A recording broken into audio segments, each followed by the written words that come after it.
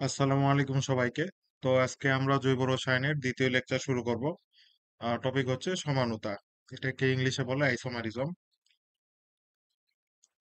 তো সমানুতা কি? জৈব যৌগের সমানুতার সংজ্ঞাটা কি? যখন দুটি বা ততোধিক জৈব যৌগের আণবিক সংকেত একই হবে কিন্তু গাঠনিক সংকেত বা ত্রিমাত্রিক বিন্যাস ভিন্ন হবে, তখন এদের বলা হবে কি? সমাণু। তাহলে আবার বলি যে আণবিক সংকেত একই হবে কিন্তু গাঠনিক সংকেত ভিন্ন হবে, তাহলে তারা কি হবে? পরস্পরের সমাণু হবে। তো সমাণুর যদি উদাহরণ দিই, দেখো যে C4H10, C4H10 এর সাধারণ সংকেত কি? CnH2n+2 যদি হয় তাহলে C4H2 × 4 + 2 কি আসবে?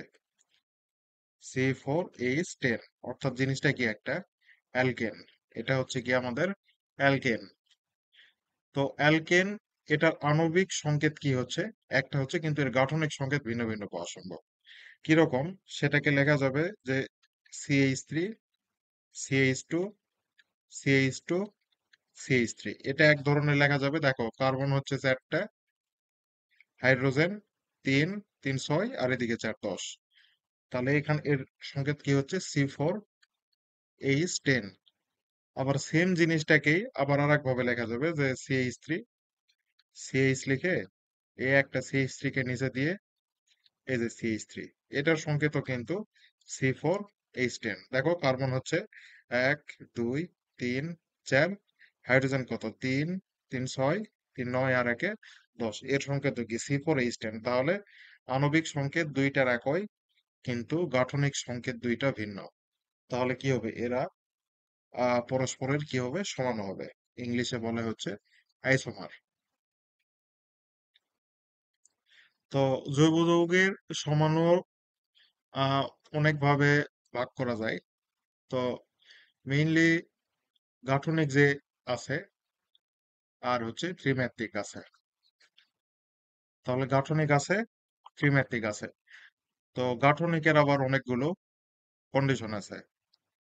দেখো যে গাঠনিক সমাণু 5 প্রকার। এটাকে বলে শিকল, চেইন বা শৃঙ্খল। তো বইয়ে সম্ভবত চেইন দেয়া আছে বা শিকল দেয়া আছে, এক এক বইয়ে এক একটা দেয়া আছে। তারপর কার্যকরীমূলক সমাণু আছে, অবস্থান সমাণু আছে, টোটোম্যারিজম বা আছে। এটাকে বলা হয় গতিশীল কার্যকরীমূলক সমাণু, একটু পরে দেখতে পারবা। এরপর আছে মেটামেরিজম, এটাকে মেটামেরিজমই বলে। আর ত্রিমাত্রিক যেটা আছে, এটা আবার দুই ভাগে ভাবে বিভক্ত আর কি। জ্যামিতিক বলে এটা সিস্টেন্স সমাণু, আর একটা আছে আলোক সমাণু। আলোক সমাণু, তো এগুলা সিস্টেন্স লিখছে, এগুলা মনে রাখার দরকার নেই, যখন লেকচার শুরু করবে এমনি বুঝতে পারবা। তো এখানে সেগুলাই লেখা আছে, হ্যাঁ, যে সংখ্যাগুলো শর্টকাট করে লেখা আছে। তো এখন আমরা মেইন পার্টে চলে যাই। তো চেইন সমাণু কি? চেইন সমাণু হচ্ছে কার্বনের শাখা ভিন্ন হবে। ধরে নাও যে একটা যৌগ, এটা CH3, CH2, CH2, CH2, CH2, CH3। এর সংকেত কি? কার্বন কয়টা আছে? দেখো, 1 2 3 4 5 6। কার্বন 6টা আছে, যেহেতু অ্যালকেন তাহলে হাইড্রোজেন কতটা থাকবে? 14টা। 2n+2 করলে তাহলে কার্বন 6টা, হাইড্রোজেন 14টা। এটাকে আমাদের আর এক ভাবে লেখা যাবে। আরো একভাবে না, অনেক কয়ভাবে লেখা যাবে। ধরে নাও এভাবে একটা লিখতে পারবো, CH3, CH, CH3 লিখে আবার কন্টিনিউ করব CH2, CH2, CH3। গুণে দেখো, এরও কার্বন 6টা, হাইড্রোজেন 14টা। সেম জিনিসটাকে আবার আরেক ভাবে লিখতে পারবো, CH3, CH, নিচে লিখবো C2H5, তারপরে CH3। এটার গুণে দেখো, এটাতেও আমাদের, আচ্ছা এখানে হয়তো আরেকটা ব্যক্তি হবে,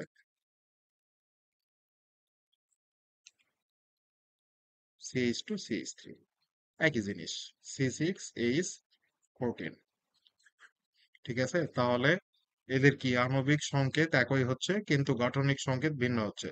আর ভিন্নটা কোথায় হচ্ছে? চেইনে। আগে একটা লং চেইন ছিল, এখন দেখো একটা শাখা বের হইছে। আগে দেখো এই চেইনে 5টা ছিল, এখন দেখো এই চেইনে 4টা, নিচের দিকে 2টা গেছে। এই C2H5 কে যদি ভাঙানো হয় তাহলে এরকম হবে, CH2CH3। তাহলে আমাদের চেইনের কি হচ্ছে? পার্থক্য হচ্ছে, অর্থাৎ নতুন নতুন শাখা তৈরি হচ্ছে। সেজন্য এটাকে বলা হয় চেইন সমানো। ঠিক আছে, পরেরটাতে যদি যাই, এটার নাম হচ্ছে অবস্থান সমানো। অবস্থান সমানো কি? ধরে নাও একটা alcohol CH3, CH2, CH2, CH2, OH। এটা কি একটা অ্যালকোহল। OH কত নাম্বার কার্বনে আছে? 1 নাম্বার কার্বনে। তো OH এর অবস্থান যদি চেঞ্জ করি তাহলে কিন্তু এর আণবিক সংকেতের কোনো চেঞ্জ হবে না। 4টা কার্বন আছে না, তাহলে C4H9OH। এখানে OH এর অবস্থানটা যদি চেঞ্জ করি, CH3, CH, OH, CH2, CH3। OH আগে কত নাম্বার কার্বনে ছিল? 1 নাম্বার কার্বনে। এখন গেছে কত নাম্বার কার্বনে? 2 নাম্বার কার্বনে। তখনও এর আণবিক সংকেত একই থাকবে, যে C4H9OH। তাহলে আণবিক সংকেত একই থাকতেছে কিন্তু কার্যকরী মূলকের অবস্থানটা চেঞ্জ হচ্ছে। তো এটাকে কি বলা হবে? অবস্থান সমানুতা। অবস্থান সমানু তাহলে কি? কার্যকরী মূলকের অবস্থানটা শুধু চেঞ্জ হবে। এটাকে কি কার্য অবস্থান সমানু বলা হবে। তো নেক্সট,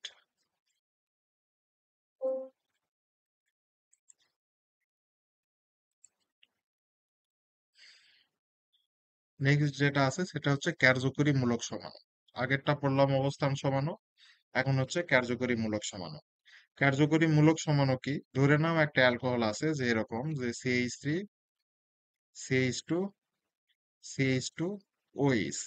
এই অ্যালকোহলের কার্যকরী মূলক কি? OH। এটা চেঞ্জ হয়ে পুরাপুরি ইথার হয়ে যাবে, যে CH3, O, CH2, CH3। তাও আমাদের আণবিক সংকেত সেম থাকবে। এখানে দেখো কার্বন কয়টা? 1টা, 2টা, 3টা। কার্বন লিখলাম 3টা। হাইড্রোজেন কয়টা দেখো? 3, 2 5, 2 7। 7টা লিখলাম, সাথে OH। আণবিক সংকেত এটা হলো। এখানেও দেখো কার্বন কয়টা? 1টা, 2টা, 3টা। কার্বন 3টা। হাইড্রোজেন কয়টা দেখো? 3, 6, আর 2 8। হাইড্রোজেন 8, আর একটা অক্সিজেন আছে। তাহলে এখানেও দেখো কার্বন 3টা, কার্বন 3, হাইড্রোজেন 7 আর 1 8, হাইড্রোজেন 8টা আর একটা অক্সিজেন। তাহলে আণবিক সংকেত একই থাকলো কিন্তু কার্যকরী মূলক 2টা আলাদা। তাহলে এটাকে কি বলা হবে? কার্যকরী মূলক সমমূলতা। তাহলে আণবিক সংকেত একই থাকবে, কার্যকরী মূলক ভিন্ন থাকবে। এরপরে আছে মেটামারিজম। মেটামারিজম এবং টোটোমারিজম এই দুইটাই মূলত পরীক্ষাতে সবচেয়ে বেশি পরিমাণে আসে। তো মেটামেরিজম কি? মেটামেরিজম দেখাবে যদি কার্যকরী মূলক হিসাবে যদি দ্বিযোজী কোনো কার্যকরী মূলক থাকে। দ্বিযোজী কার্যকরী মূলক থাকে। দ্বিযোজী কার্যকরী মূলক কোনগুলা? যেমন এই কিটোন, তারপরে এই যে এই ইথার মূলক। ঠিক আছে, এগুলা হচ্ছে আমাদের দ্বিযোজী কার্যকরী মূলক। তো এটা মেটামেরিজম কিভাবে প্রকাশ করবে? যে ধরে নাও একটা ইথার আছে এরকম, CH3, CH2, CH2, ও CH3। এটা একটা ইথার। তাহলে এর কার্বন সংখ্যা কত? 1টা, 2টা, 3, 4। তাহলে কার্বন আছে 4টা। হাইড্রোজেন থাকবে কয়টা? 3, 2 5, 2 7, 7 3 10। হাইড্রোজেন 10টা, একটা অক্সিজেন। তো এই অক্সিজেনটাকে যদি এখান থেকে মাঝখানে নিয়ে আসা হয় তাহলে কি হবে দেখো, যে CH3, CH2, ও CH2, CH3। তখন আমাদের কার্বন হবে 4টা, হাইড্রোজেন 10টা, একটা অক্সিজেন থাকবে, অর্থাৎ আণবিক সংকেত একই থাকবে, কিন্তু এই কার্যকরী মূলকের অবস্থানটা চেঞ্জ হয়েছে। কার্যকরী মূলকের অবস্থান চেঞ্জ হয়েছে বলতে দেখো, এই অক্সিজেনের এই পাশে আগে কয়টা কার্বন ছিল? একটা। এই পাশে কার্বন হয়েছে কয়টা? 3টা। চেঞ্জ হওয়ার পর এই অক্সিজেনের এই পাশে কার্বন হয়েছে 2টা, এই পাশেও কার্বন হয়েছে 2টা। তো এটা এক প্রকার অবস্থান সমাণু, এই মেটামেরিজমকে এক প্রকার অবস্থান সমাণু বলা হয়।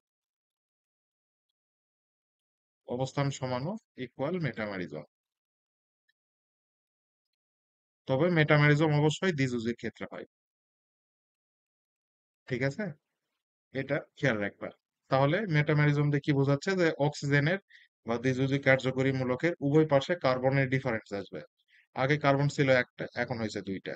ঠিক আছে, তবে আণবিক সংকেত একই থাকবে, আর এই কার্যকরী মূলকের উভয় পাশে কার্বনের ডিফারেন্স আসবে। সেটাকে বলা হচ্ছে মেটামেরিজম।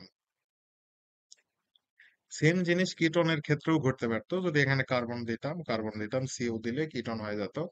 সেটার ক্ষেত্রেও মেটামেরিজমটা খাটতো আর কি। হুম। এরপর আছে টোটোমারিজম।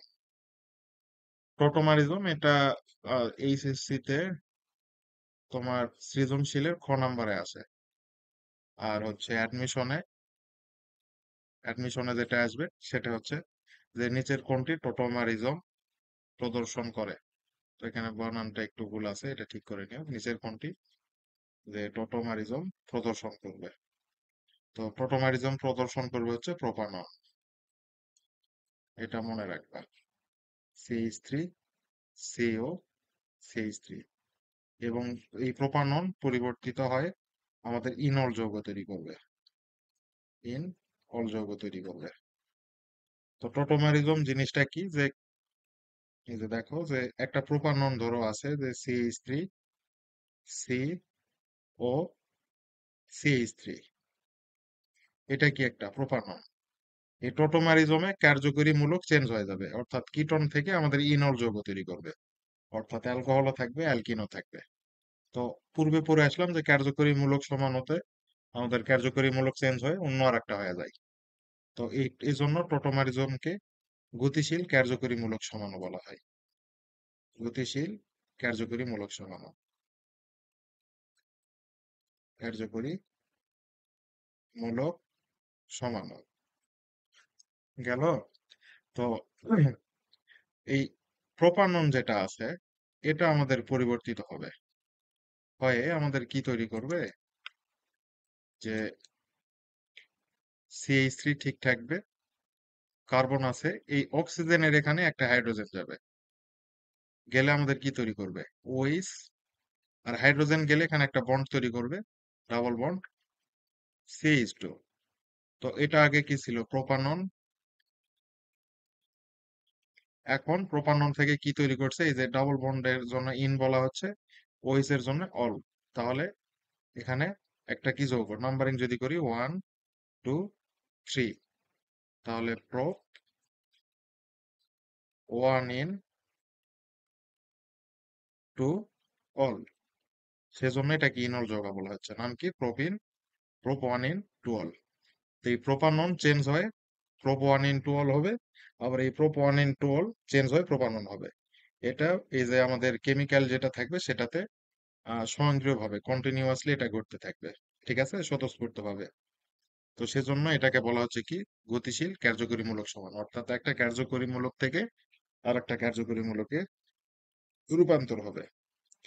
তো এটা গেল আমাদের টোটোম্যারিজম। তো এটা কিন্তু অনেক ইম্পর্টেন্ট। ঠিক আছে, এটা আবার বলতেছি, অনেক ইম্পর্টেন্ট।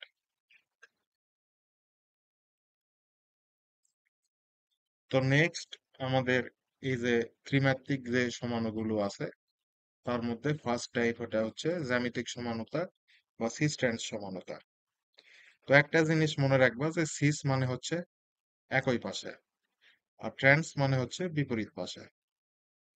এটা অনেক ইম্পর্টেন্ট, এটা মনে থাকলে এই যে সিস ট্রান্সটা করতে পারবা। তো সিস ট্রান্স সমানুটা এটা মানে কি? যে ধরে নাও একটা কার্বন কার্বন ডাবল বন্ড আছে, অবশ্যই অবশ্যই কার্বন কার্বন দ্বিবন্ধন থাকতে হবে, তাছাড়া কিন্তু এই যে সিস ট্রান্স সমানুটা দেখাবে না। এখানে একটা আছে CH3, এখানে একটা আছে, ধরে নাও হাইড্রোজেন, এখানে একটা আছে CH3, এখানে একটা আছে হাইড্রোজেন। তো এটার দেখো মাঝখানে যদি কাটা হয়, তাহলে এই CH3 মূলক দুইটা একই পাশে আছে। তাহলে একই পাশে যদি থাকে, বা এই যে হাইড্রোজেন দুইটা একই পাশে আছে, তো যদি একই পাশে থাকে তাহলে এটা কি বলা হবে? সিস। আর যদি সেম জিনিসটাই এভাবে লেখা যাবে, carbon carbon double bond, CH3 আছে, এইচ আছে, এই যে শুধু এই হাইড্রোজেনটাকে এইখানে লিখবো, তাহলে হাইড্রোজেন দিলাম, CH3 দিলাম। এবার মাঝখানে যদি কাটা হয়, দেখো এই যে CH3 এবং এটা বিপরীত পাশে আছে, সেজন্য এটাকে কি বলা হবে? ট্রান্স সমাণু। ঠিক আছে? তো জিনিসটা এত ইজি না দিয়ে আরেকটু কমপ্লেক্স দিতে পারবে। তবে অবশ্যই অবশ্যই কিন্তু দেখতে হবে যে এখানে ডাবল বন্ড থাকতে হবে। ডাবল বন্ড থাকতে হবে, বা এমন ভাবে থাকতে, এই যে এরকম করেও থাকতে পারে, যে ধরো যে কার্বন আছে, কার্বন কার্বন এইভাবে বন্ড করে, এখানে হাইড্রোজেন আছে, CH3 আছে, হাইড্রোজেন আছে, CH3 আছে, এরকম হতে পারবে। তবে এই যে মাঝখানে কাটলে তখন হবে। তবে এটাকে এরকম হওয়ার কারণ হচ্ছে যে আবর্তন যেন না হয়। এই যে ডাবল বন্ড থাকলে আবর্তন হতে পারবে না। চাক্রিক আবর্তন মানে যদি এটাকে রোটেট করি তাহলে ঘুরতে পারবে না। তো সেই জন্য আর কি, এই যে এখানেও যদি আবর্তন করতে চায় বা ঘুরতে চায় তাহলে স্ট্রাকচারটা ভেঙে যাবে। তো এরকম হলে তখনই আমাদের সিস্টেন্স সম্ভব। অ্যালকেনের ক্ষেত্রে এই যে সিস্টেন্স সমানো সম্ভব না।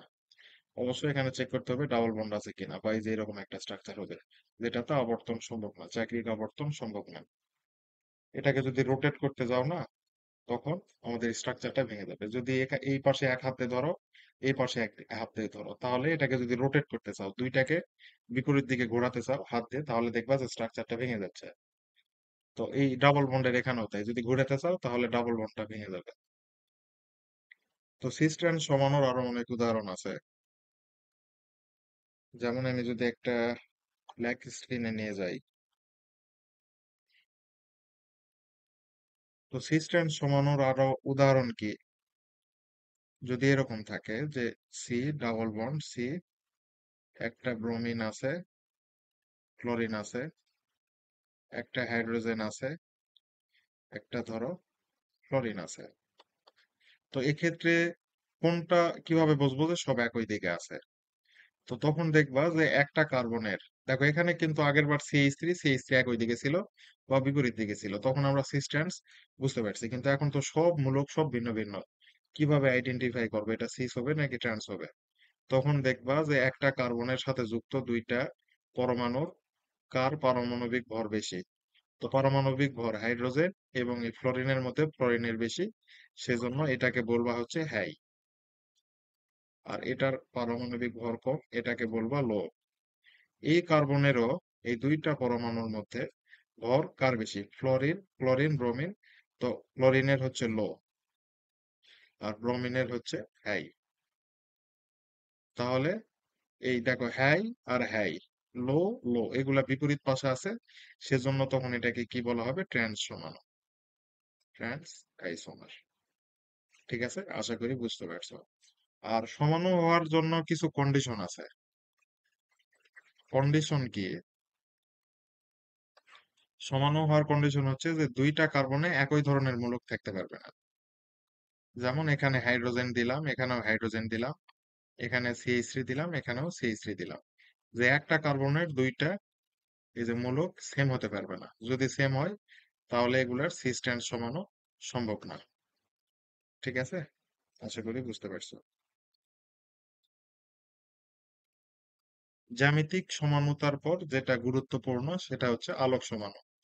তো আলোক সমাণু হওয়ার শর্ত আছে। আলোক সমাণু হওয়ার শর্ত, আচ্ছা আলোক সমাণুটা কি এটা আগে বুঝাই। যে ধরে নাও এই পাত্রে একটা কেমিক্যাল আছে, যেটা এই যে আমাদের আলোক সমানুতা প্রদর্শন করে। ঠিক আছে, ধরে নাও এখানে ধরো টার্টারিক অ্যাসিড, টার্টারিক অ্যাসিড আমাদের আলোক সমাণু,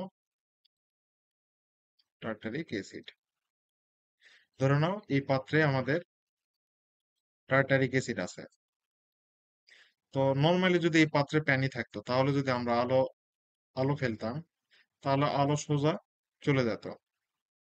কিন্তু এই টার্টারিক অ্যাসিড কি করবে, এই সোজা যে আলোটার যাওয়ার কথা, এই আলোটা সোজা না গিয়ে তখন এই যে বেঁকে যাবে এদিকে, হয় এদিকে বেঁকে যাবে, না হয় এদিকে বেঁকে যাবে।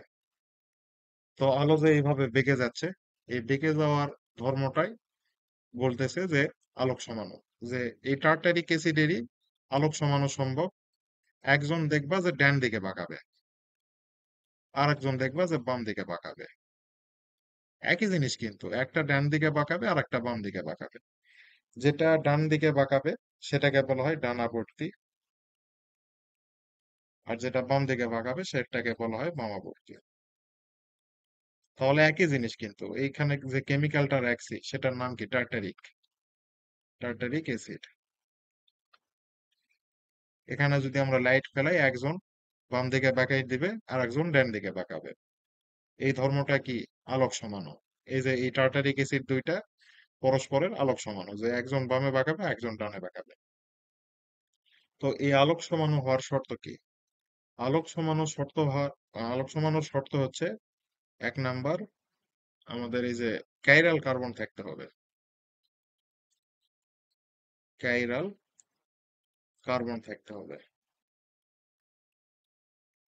দুই নাম্বার শর্ত হচ্ছে দর্পণ প্রতিবিম্ব হবে, প্রতিবিম্ব হবে। তিন নম্বর শর্ত হচ্ছে পরস্পর অপরিস্থাপনীয় হবে, অপরিস্থাপনীয় হবে।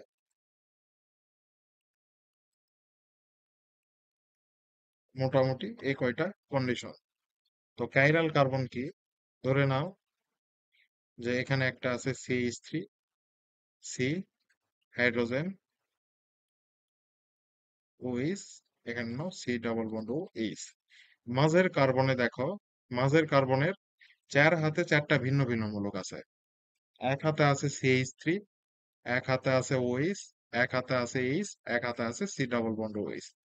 যদি কোনো যৌগের একটা কার্বনের চার হাতে চারটা ভিন্ন ভিন্ন মূলক থাকে, তাহলে সেই কার্বনকে বলা হবে কাইরাল কার্বন, আর সেটাকে স্টার দিয়ে চিহ্নিত করা হবে।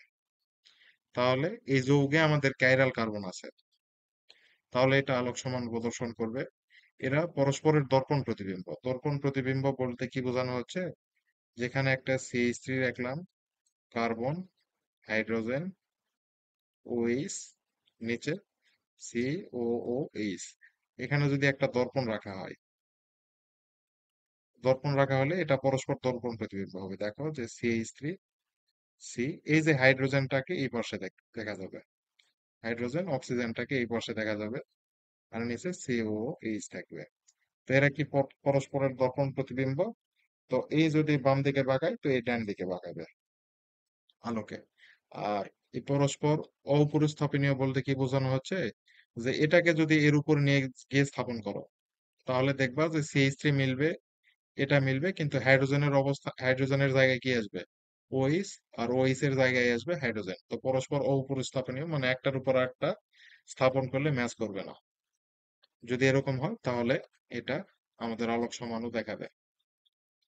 ঠিক আছে, আশা করি বুঝতে পারছো। এটা হচ্ছে আমাদের আলোক সমাণু। তো আলোক সমাণুর আরো একটা টপিক আছে যেটাকে বলা হয় এনানসিওমার। এনানসিওমার। তো এনানসিওমার জিনিসটা কি, যে একটা পাত্রে ধরে নাও আমরা টার্টারিক অ্যাসিড রাখছি, বা যে কোনো একটা আলোক সমাণু রাখছি, সেম কেমিক্যাল একটা আলোকে বামে বাঁকাবে আর একটা আলোকে ডান দিকে বাঁকাবে। তাহলে এটা লেফট, এটা রাইটে বাঁকাবে। তো মাঝখানে দেখো, যদি দুইজনের অ্যাঙ্গেল সেম পরিমাণ বাঁকায়, এই যদি +x পরিমাণ বাঁকায়, তাহলে এই -x পরিমাণ বাঁকাবে। যদি এরকম হয়, তাহলে এই এই যে কেমিক্যালটা আছে এটাকে বলা হবে যে এনানসিওমার। ঠিক আছে, মানে যৌগটা পরস্পরের এনানসিওমার। দুইটা আমাদের যে সমাণু আছে এরা পরস্পরের এনানসিওমার। আর এনানসিওমার হওয়ার জন্য অবশ্যই অবশ্যই দর্পণ প্রতিবিম্ব হতে হবে। যদি পরস্পরের দর্পণ প্রতিবিম্ব হয় দুইটা সমাণু, তাহলে পরস্পরের এনানসিওমার হবে। আর রেসিমিক মিশ্রণ বলে একটা জিনিস আছে, রেসিমিক মিশ্রণ। রেসিমিক মিশ্রণটা কি? যদি সমপরিমাণ বা সমমল, ধরে নাও এই পাত্রে তো আমাদের এই যে এনানসিওমার গুলো আছে, এই আইসোমারটা ধরে নাও আছে 10 মোল, এই আইসোমারটাও আছে 10 মোল। তাহলে একজন আলোকে বামে 10 পরিমাণ বাঁকাবে, আর একজন আলোকে ডানে 10 পরিমাণ বাঁকাবে। তো বাঁকালে দেখবা যে আলো শেষমেশ আমাদের সোজা আসছে, সোজাই চলে যাবে, অর্থাৎ আলোক নিষ্ক্রিয় হবে। একজন আলোকে বামে বাঁকাবে 10 পরিমাণ, আর একজন ডানে বাঁকাবে 10 পরিমাণ। তাহলে আলো কোন দিকে যাবে? আলো যদি আমরা উপর থেকে পেলি, আলো সোজাটা চলে যাবে। তাহলে এটা কি হবে? আলোক নিষ্ক্রিয়। তো অবশ্যই অবশ্যই দুইটা আইসোমারই বা সমানই আমাদের সমপরিমাণ বা সমমোলার পরিমাণ হতে হবে। তাহলে সেম পরিমাণ বাঁকাবে, তখন আমাদের সেটাকে কি বলা হবে? রেসিমিক মিশ্রণ। ঠিক আছে? তো আশা করি বুঝতে পারছো। তো এই সমাণু থেকে আমাদের মোটামুটি এইচএসসি এবং অ্যাডমিশনে অনেক কোশ্চেন আসে। ঠিক আছে, বিশেষ করে যে গাঠনিক সমাণু আছে 6 টাইপের, 5 টাইপের, সেগুলো থেকে আসে। আর হচ্ছে এই যে যে আলোক সমাণু বললাম, যে এনানসিওমার পরস্পরের দর্পণ প্রতিবিম্ব হতে হবে, কাইরাল কার্বন থাকবে। তারপরে রেসিমিক মিশ্রণ হবে কিনা, সমপরিমাণ বা সমমোলার হতে হবে। এটা আলোক নিষ্ক্রিয় হবে, কিন্তু এনানসিওমার আলোক সক্রিয় হবে, কারণ একজন বামে বাঁকালে আর একজন ডানে বাঁকাবে সমপরিমাণ।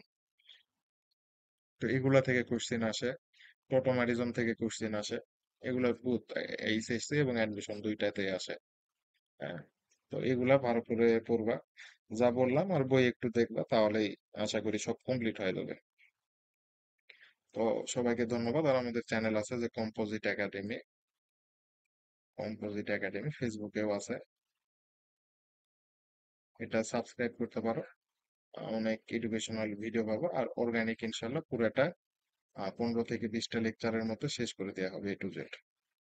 তো সবাইকে ধন্যবাদ।